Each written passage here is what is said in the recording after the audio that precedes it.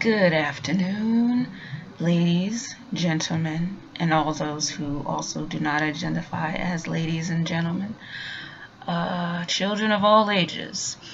So, I've been paying attention to the recent disputes about social issues within the YouTube atheist community, specifically with the Peaches video Fake Rage and the response videos that Captain Andy and Addison have made, as well as disputes on social media between some white feminists and women of color feminists regarding Patricia Arquette's offstage comments that everyone, including people of color, should, quote, fight for us, meaning fight for white women in regards to wage inequality at the Oscars. And there seems to be this recurring theme of apathy towards community accountability dependent on the intent of a person who has either made a mistake or an error being pushed. It seems that being consistent with accountability, holding someone accountable for their actions, is now seen as something negative and more likely to push people away from a just social cause or perspective because it puts that person on the defensive. Apparently, as long as a person's intent was in the right place, when they make a mistake in their praxis, thought by some to be innocuous, it's better to just let it slide and not express to the person why and how their actions were wrong and how best to learn from said mistake to be a much better ally. Now, when a person does something wrong or misguided, this may sound a bit cruel or hurtful or without feeling, but intent means little in regards to the negative consequences that result and the ill effect that said mistake has on others. Now, no one with a shred of empathy or feeling in their body ever intend to affect someone negatively or to cause anyone any harm or distress. Intent isn't what's being critiqued.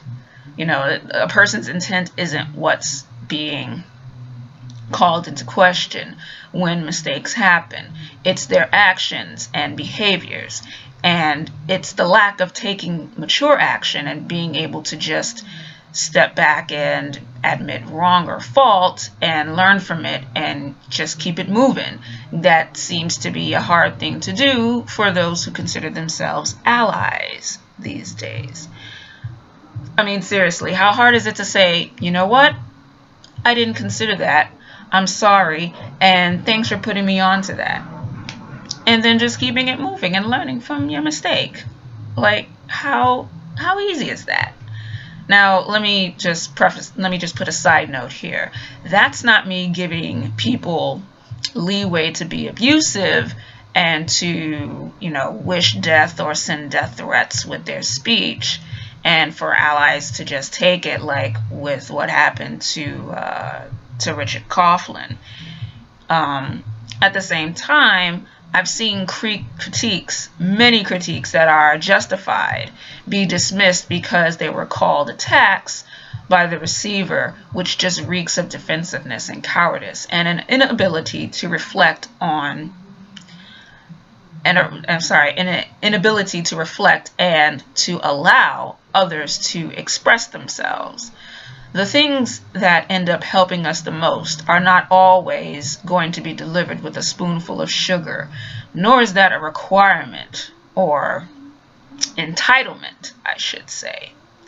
So instead of choosing a mountain to die on or turning the molehill into a mountain with dismissal and apathy, why not,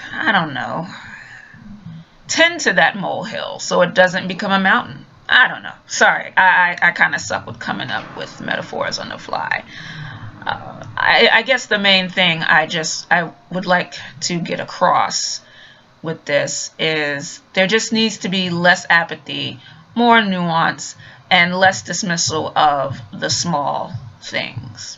Small things that aren't addressed over time become big things. And if one can't deal with the small things, how good of an ally can one really be? Thanks for listening.